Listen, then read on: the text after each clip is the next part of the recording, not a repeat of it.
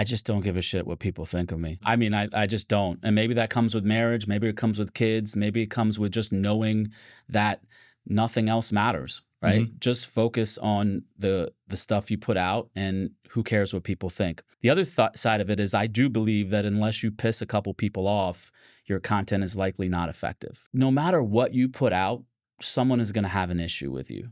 Right. And in a social media world, sometimes they post that to your content. And early on, I don't care. I just don't care. My whole focus is my employees, my clients, my family. Outside of that, you say whatever you want. Yeah. And I think that's a great mentality for advisors. I mean, think about it. The biggest roadblock to producing quality content over and over again is you. That's it.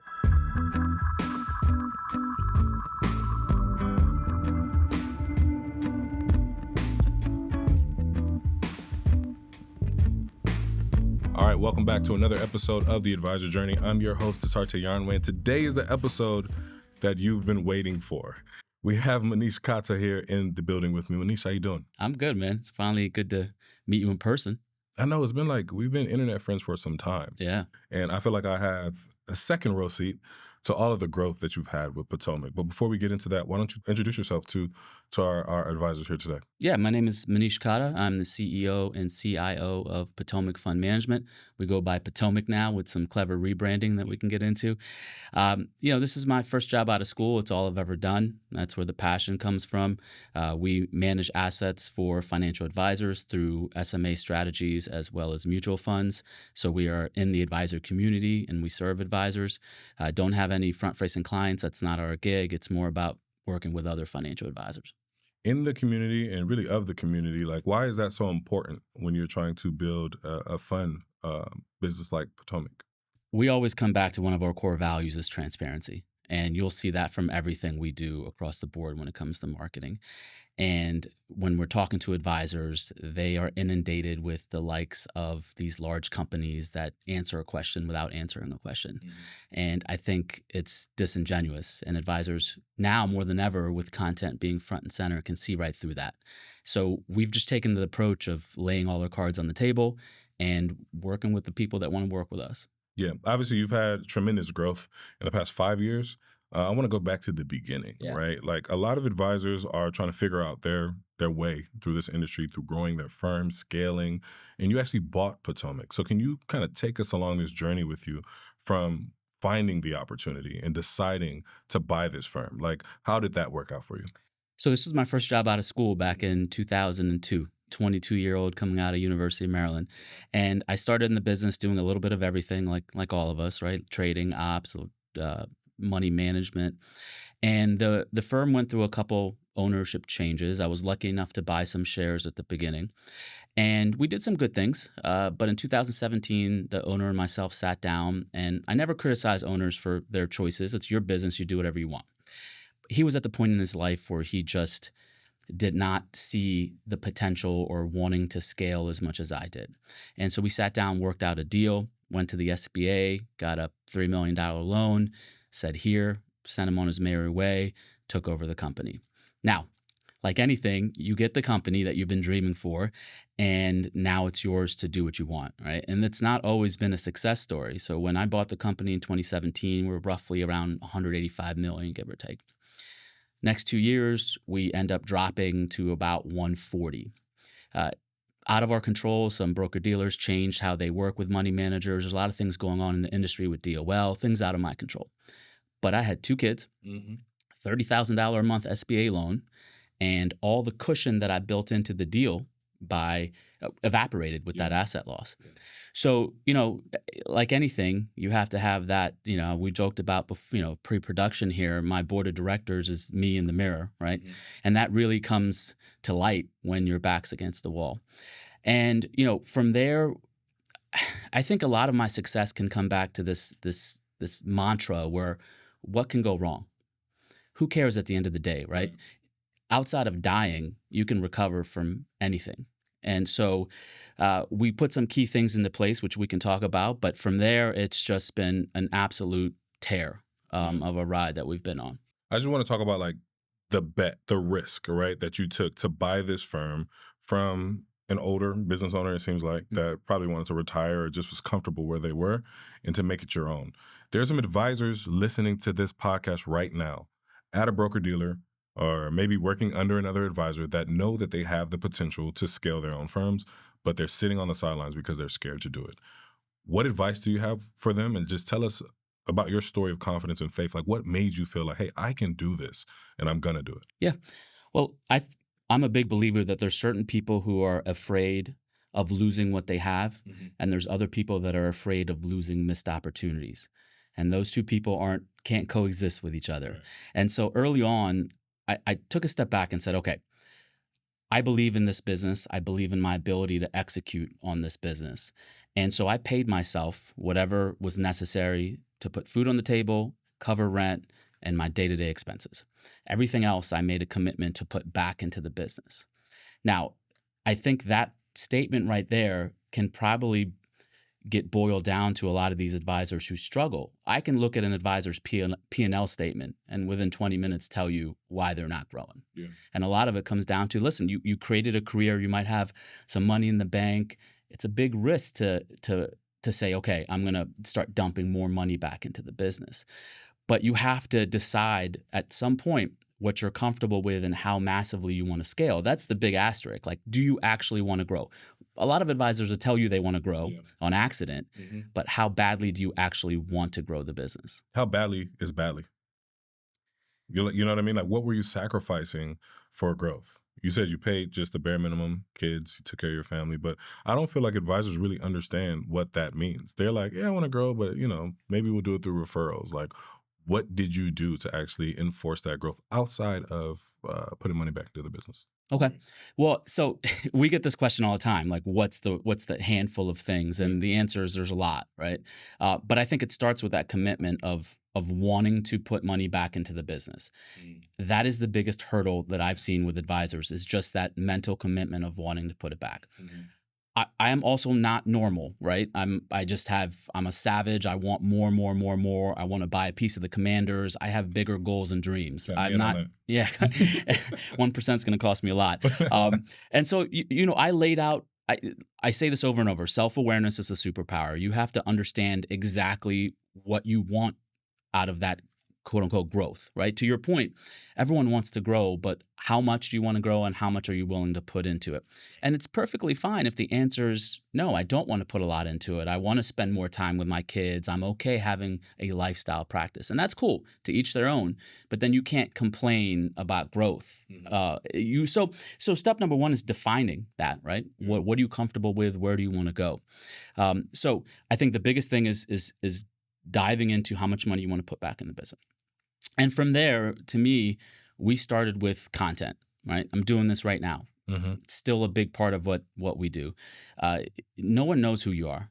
No one cares who you are. No one cares about your business and what you're selling. It's about putting as much content out as possible. And that's what we did in the early days. 5 to 7 new pieces a week at one point we were averaging, just dumping as much content out there and then circling back, doing some A/B testing and figuring out, which avenue you want to follow. But for any advisor, I think it just all starts with content to begin with. I just want to highlight these first two things, right? Advisors need to decide what kind of business they want to run.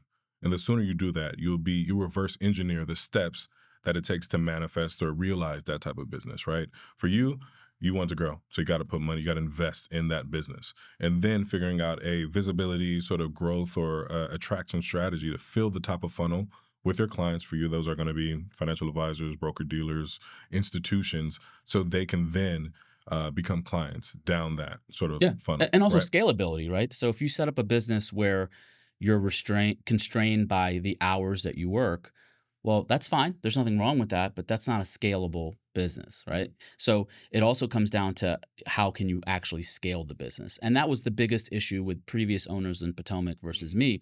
We had set up a great business, but it reached its limit because you just could no longer scale it the way it was set up. What were some of those bottlenecks that you saw from the other owners? Because I can imagine as an associate partner, you're probably looking like, oh man, if they just did these two things, we would probably increase our assets by X amount, right? So what were some of those bottlenecks that you identified that made this a candidate to be purchased by you?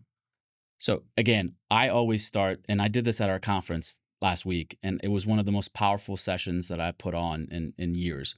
It was called The Business of Building a Business. It was a workshop that we did. And the first thing we did is establish what your P&L should look like. And the reason I say that is because, previous owners, and again, no shade to them, you make a little bit of money, and where does that go? That goes to you versus back in the business, right? So I'm a big believer in setting expenses in thirds: wages, compensation, expenses, and owner compensation, right? Those three levels. Pick what you're comfortable with from the owner's perspective, and then reverse engineer the rest. And as you keep growing, keep putting money back into the business. That's number one. Number two is, I'm a big believer in also getting yourself out of the business, right? In order to grow, you have to essentially kill your role in a lot of ways. And the scalability starts with not having it be dependent on you. Now, that can mean a lot of different things depending on a practice, whether, some financial advisors, are so dependent on what they are, they can't really scale. And that's okay. But if you want to grow, then being able to envision your business without you being at the helm, just get your mindset right to how you want to create the different silos inside the business. You can't do marketing, financial planning, run the core of your business, do the bookkeeping. You have to pick where your strengths are and go about the rest. A big thing I do is I take my annual income divided by 2,080 hours to get your hourly rate. And if there's anything that I'm doing that doesn't justify that, ruthlessly outsource that and get it off your plate. How early did you do that? How early did you I'm a 4-hour work week, Tim Ferriss disciple. I did that very, very early on, where you need to focus on what your strengths are. Where are you actually generating money and revenue? And everything else, get rid of. And that is another thing that I think advisors struggle, because in their mind, like, I can just do the bookkeeping myself. It's a couple hours here and there. A couple hours here and there adds up. And you end up not focusing on the stuff that's driving revenue. And so I think you have to ruthlessly outsource as much as possible, either outside of the company or with hires. And I think that will at least set yourself up. So where do you spend that time now? Every 3 months, things seem to keep changing with more and more growth.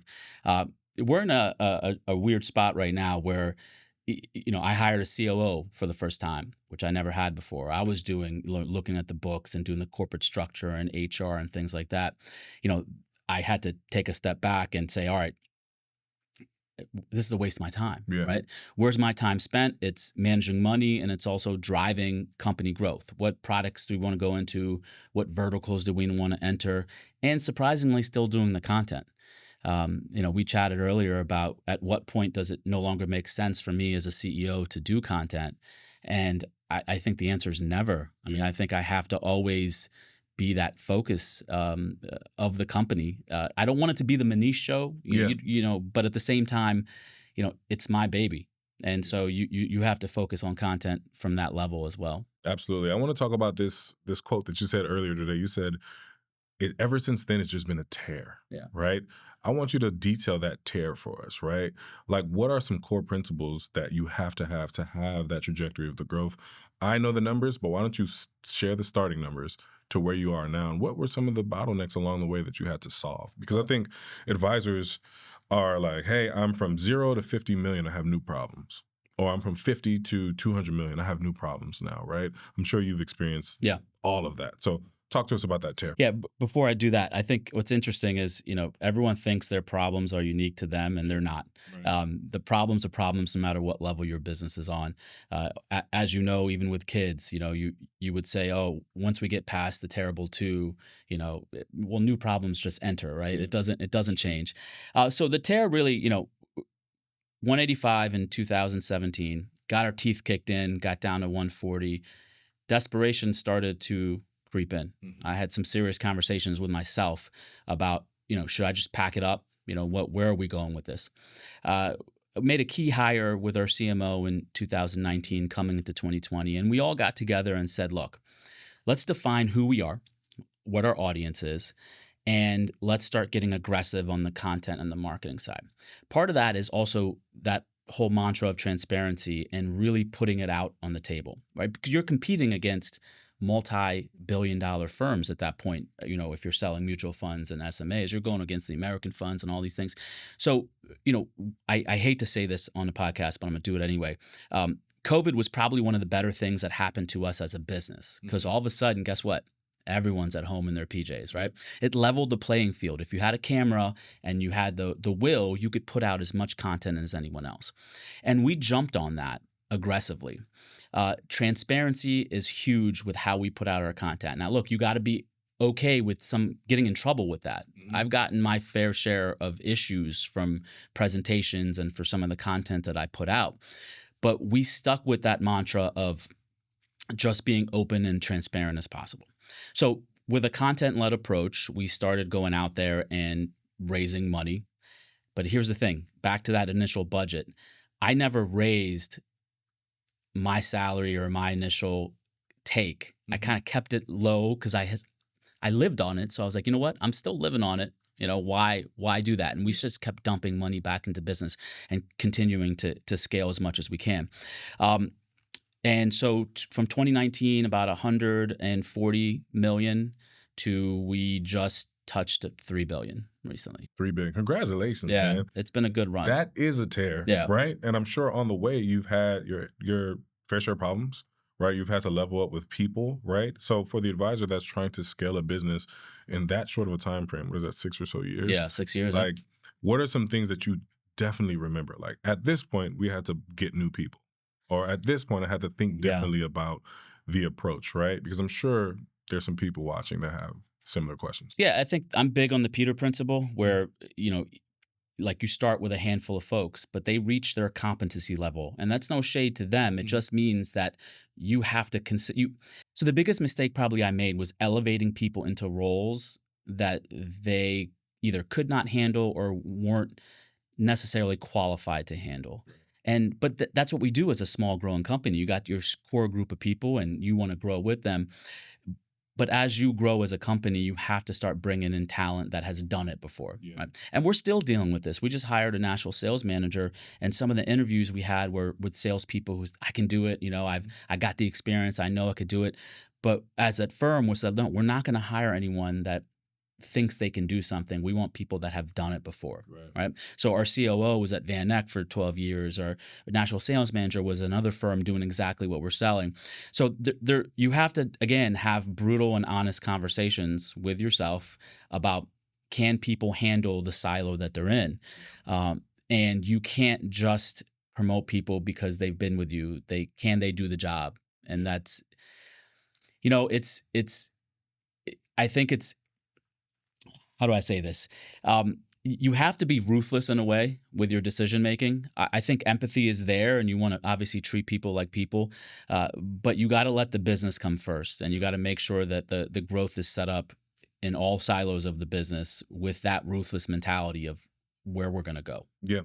I mean, I agree. I see it all the time in startup world, you know, and I see it I'm from the Bay Area, so you get the articles. Facebook just let go of 50% of their workforce or whatever have you, right? You hear it all the time. But, you know, looking at it from your perspective, I think a lot of advisors know what they need to do to grow. And quite frankly, they just have to do it, right? So the first thing is, what type of business you want to build? How are you going to do that? Yours was a content-led approach. I want to dive into that content-led approach. We talk about it a lot here. Find one marketing tactic that works and repeat that over and over. Why did it work for you? Why do you feel like you resonated with people that were watching? And do you think that you can do this forever? Advisors struggle, in my opinion, when it comes to content because they're too product focused. They're too focused about what they do. And I'm going to unpack that because I don't think anyone really cares what you do. They care about who you are. One of the pieces of content that we're putting out right now is literally a show called Who Are You? Yeah. The whole show is around the concept of taking these classic cars, picking up advisors, driving around. We bring a film crew into their town. We drive around and we tell them there's no product talk. There's nothing about retirement planning or Roth IRAs. We just want to know about who you are as a person. And advisors struggle with that because it's always, you think about marketing and you think, I'm going to talk about my product and then a CTA to click here. In the early years, we did zero product marketing. Really? To date, we still do very little product marketing. Now, that doesn't mean that you never talk about the product. There's places for that, whether it's a webinar or face to face, but our front facing marketing rarely ever even mentions Potomac. It's more about who we are as people, because that's what sells. You want to do business with people that you like. Yeah. And I think that approach is lost on some folks. It's more about, this is what I offer, this is what I charge, this is how I can help you. People don't care. Yeah. They just want to know about you as a person. So authenticity is a sales tactic. To a certain extent. I think some of that gets butchered more and more these days. But I think, it can also be about your views on the world and things like that, right? You're not going to attract everyone, right? You have to be okay with that. You have to pick who you are as a person, what your beliefs are, what your mantras are, and really dive into that and unpack that in your marketing. When you try to attract everyone, you attract no one, right? Correct. What would you tell the advisor that is trying to get into it, right? Because I think that we give so much advice on content, and some listen, some give excuses, right? It seems like you're a no-nonsense type of guy. So why don't you tell them, if you're trying to start with content, do these two things. What would they be? Just stop listening to people, pull out your phone and do something. Something is better than nothing. There's too much overthinking. There's too much worrying about criticism. What is someone going to think? Is my lighting off? Is the mic off? Now, as you grow, you can A/B test things. You can build beautiful studios like the one we're in. But when you start, just start. Yeah. Just grab something and start. And we did that. I mean, we did things on our phone. We did, Zoom recordings. And you look back at some of these things and we giggle about the production quality and the lighting and the mic. But who cares? When you go to a wedding, and I remember this when we were planning our wedding, the wedding planner, we were getting stressed a little bit about it. And we've all gone through that. And she looks at me in the face and she says, no one is going to give a shit about the flowers at the center of the table. They're just going to care about the music and the food. Right. And I was like, you know what? You're right. And so with content, it's the same thing. You might see the lighting off. You might have tripped over a couple words. We're all very critical about the things we put out. At the end of the day, just get it out. Do something and start A/B testing from there. See what hits. Double down on what hits. Close what doesn't. We've had so many shows over the years that people don't realize that have been closed because they weren't effective. And then you launch new ones, but you got to keep going, right? The early YouTube clips, I remember 12, 15 views. Probably most of them were my mama. But we kept going. 2 years. I mean, it's brutal. 2 years of a YouTube channel that has no views. Most people quit, right? The stat that average podcast lasts like 7 episodes. Yeah. Because people just quit. Yeah. So just start, keep going, and just make that commitment that you're going to continuously produce content. It's a part of your job. Time block it and just do it. Yeah. How did you get out of your way? Because I think that a lot of us are in our own way. And what I'm hearing as a theme in this episode is that you found ways, despite challenges, despite losing a huge chunk of your AUM in the beginning days, to get out of your way and find solutions. I think that there's a lot of excuses being made, for some advisors that want to build. And it's like, well, I don't like how I look on video, or I don't like the way my voice sounds, right? It seems like one of the great qualities about you is like, you know what? Forget that. I'm going to get out of my own way and get this done. So give us a master class on that. What do you think that is about yourself that allows you to consistently do that? I just don't give a shit what people think of me. I mean, I just don't. And maybe that comes with marriage. Maybe it comes with kids. Maybe it comes with just knowing that nothing else matters. Right? Mm-hmm. Just focus on the stuff you put out, and who cares what people think. The other side of it is, I do believe that unless you piss a couple people off, your content is likely not effective. Right. Again, no matter what you put out, someone is going to have an issue with you. Right. And in a social media world, sometimes they post that to your content. Mm-hmm. And early on, I don't care. I just don't care. My whole focus is my employees, my clients, my family. Outside of that, you say whatever you want. Yeah. And I think that's a great mentality for advisors. I mean, think about it. The biggest roadblock to producing quality content over and over again is you. Mm-hmm. That's it. I agree. So what I'm hearing, phase 1, 140 million all the way to 3 billion. Yep. Understanding your P&L, figuring out what your acquisition strategy is. For you, largely that's content, and aligning with the right people. All advisors can implement this in their business today, just really understanding the business, getting the right people on board, and figuring out their acquisition strategy. Now, let's talk about the bigger firms, right? Because we have a ton of those coming onto the platform here at Altruist. They're going from 3, 4, 5 billion and trying to get to 50 billion, right? What is next for Potomac, and how do you plan to get there? Are you going to run the same game plan, or are there tweaks that need to be made to get to the next level?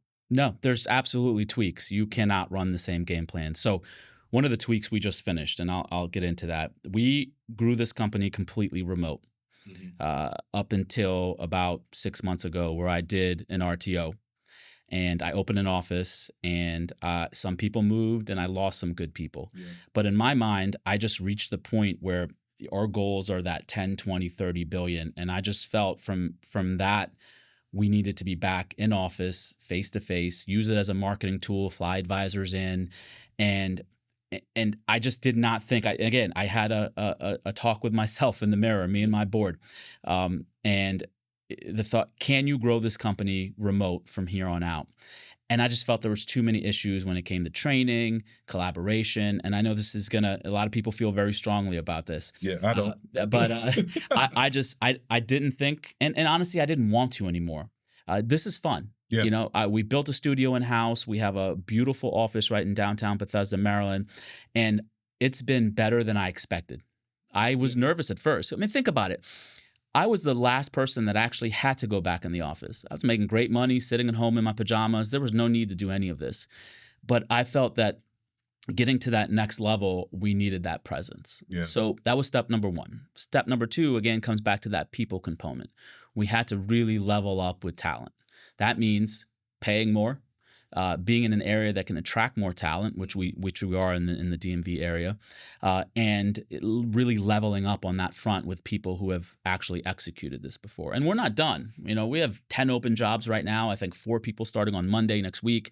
So it's about creating that aggressive plan in terms of putting people in place and elevating everything we do. What I hear from you, and correct me if I'm wrong, is when you make a plan, you are executing that with velocity. Yeah. How important is speed as it pertains to like growth and scale? It's everything. Yeah. I think pivoting in a business, again, is something that is a superpower for a business owner. You have to be okay with it. And actually, we get a lot of grief sometimes internally from staff because you go down a certain path and you go with a lot of speed and velocity, and you figure out quickly if something's not working, and you got to pivot and change. And we've done that extremely well with being able to focus on something and just having that conversation with like, hey, this isn't working. Yeah. Let's pivot and get out of here. And so I think speed is of the utmost important. Great example. We applied with the SEC to add a ETF as a share class. Okay. All right. The first couple people that are on that list are Fidelity, DFA, and Potomac. Okay. Right? Why not? Why? Why are we doing it? 2 things can happen. I can sit back and wait and say, let's see what the industry does. Mm-hmm. Or I can say, you know what? It's worth the additional legal costs. Let's go first. Let's go fast and let's see what happens. Mm-hmm. Again, I'm willing to lose it all. Yeah. I'm willing to lose it all. It doesn't matter because to me, I want certain goals and I need to execute on those. So we're going to go really fast with now a much bigger checkbook behind it, Mm-hmm. and we're going to execute at a rapid pace. And listen, Altruist, you know, I'm sitting in your office. That's a great example. You know, you can sit back and wait for things to evolve in the custody space, or you can just start breaking some things. Yeah. You're breaking things. You said you're willing to lose it all. I feel that same way, but it's easier to risk when you have less to lose. Right. Even now, like I have my family and I think a little bit before making a move. I usually am still taking the risk, but my thinking time is a little longer. And I still would argue that it's faster than other people, but it's longer for me. So how did you get comfortable with continuing to move fast, risk it all, especially as your firm is growing? No matter what happens with the firm, I know that I'm going to be okay. Again, outside of dying, you could figure it out. Right. The immigrant mentality is in my blood. Same. I go to McDonald's and shovel driveways and cut grass. Who cares? At the end of the day, I'm going to be able to provide for my family. I'm going to be able to take care of the people close to me. So take the chances. Mm-hmm. I'm more afraid of missing opportunities than I am of losing.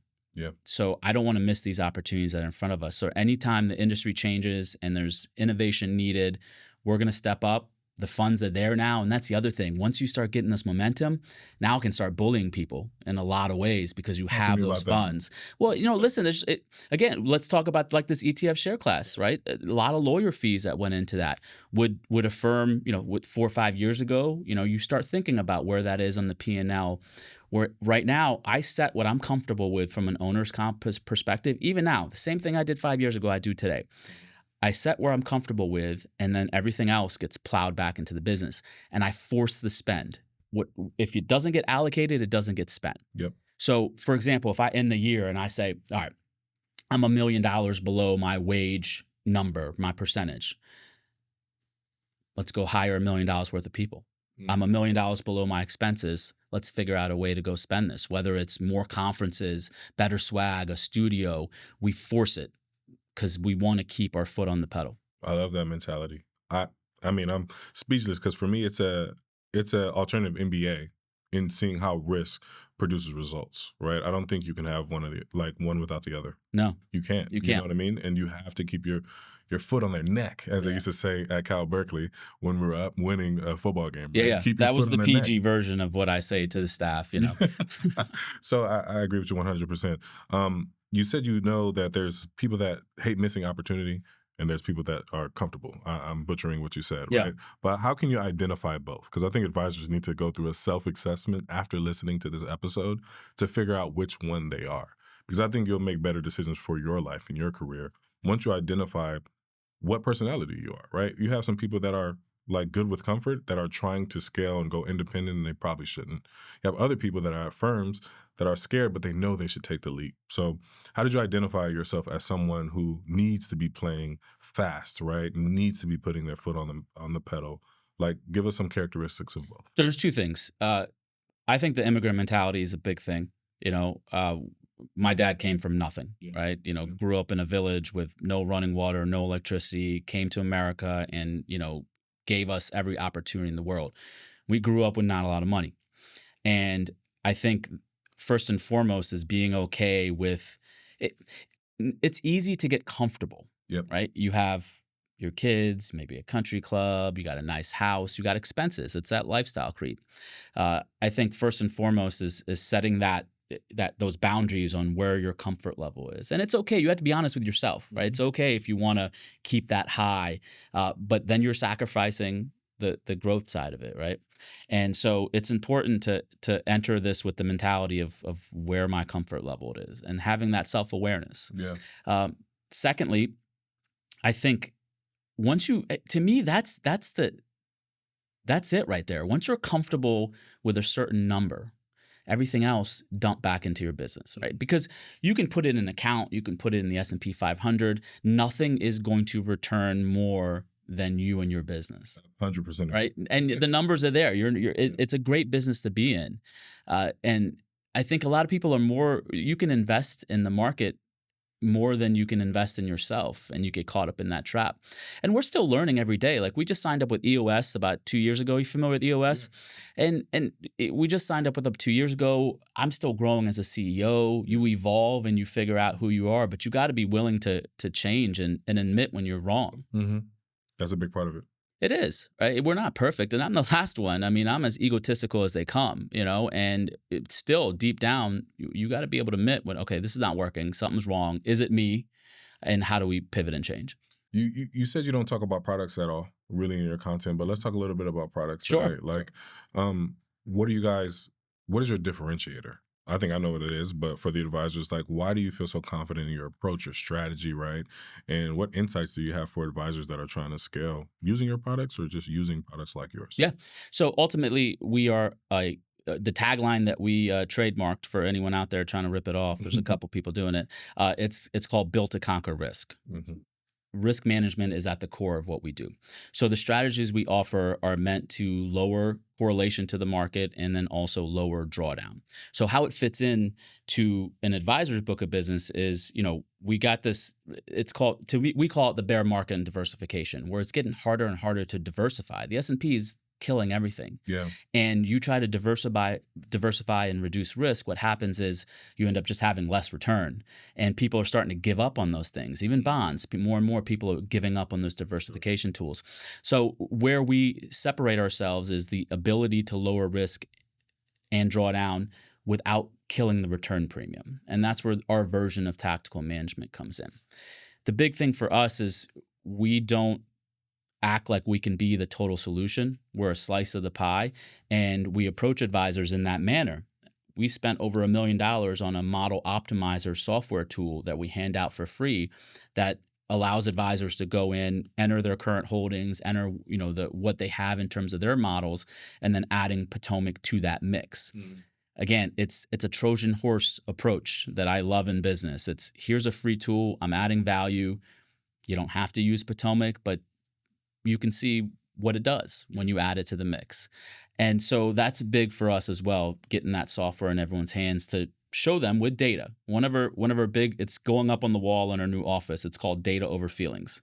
That's our big mantra. We don't manage money based on what's going on the headlines or tariffs or geopolitical. It's just where is the data from a risk management perspective. That's awesome. That's awesome. So how does a client get from, I saw you driving in a car with another advisor to I'm going to go use this optimizer, right? This tool that you purchased. How does the workflow work, the acquisition flow go for you?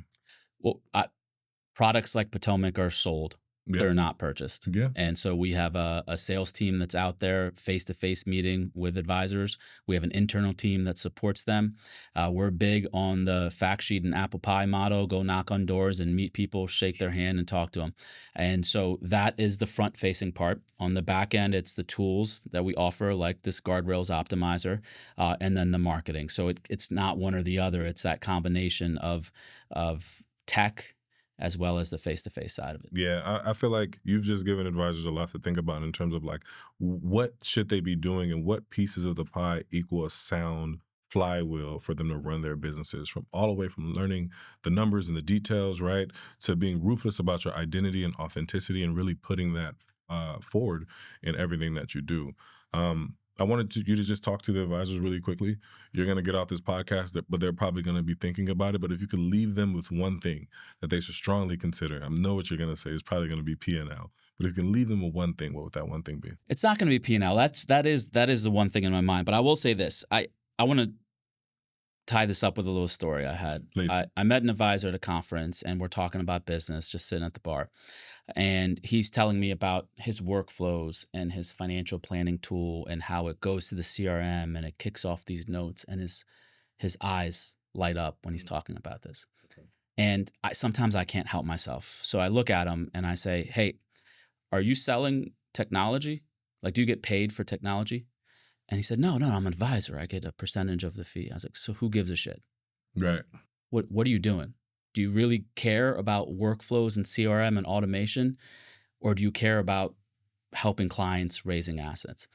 I think number one is if you want to grow, you have to raise assets. Mm-hmm. Don't be ashamed of that. Don't be ashamed of what you make. Don't be ashamed of this is an asset raising game. And it's something that we're very vocal. I post AUM growth. I post it all over the place because I don't care what anyone thinks. This is what we're after. We're in a game to raise assets, then take that money, grow your employees, do better products for your clients, and reinvest back into it. So self-awareness is the one thing. Yeah. Have that conversation with yourself in the mirror. No one else is going to have that with you. You might not want to answer your own questions because then you have deeper problems. But nonetheless, I think have that conversation with yourself on exactly what you want to be when you grow up, and then go out and execute it. I love it. Where can they find you? Potomac.com, which is a whole other story on how I had to get that domain name. But Potomac.com is where they can find, we have a ton of content there, the Conquer Risk podcast on YouTube as well. But everything starts from the homepage at Potomac.com. I'm a fan, man. Thank you so much for joining us. And thank you all for watching. We'll see you on the next one. Thanks, Sam. Thank you for listening to The Advisor Journey by Altruist. Brokerage-related products and services are provided by Altruist Financial LLC, a member of FINRA/SIPC. Results may vary. Altruist and its affiliates do not provide tax or legal advice.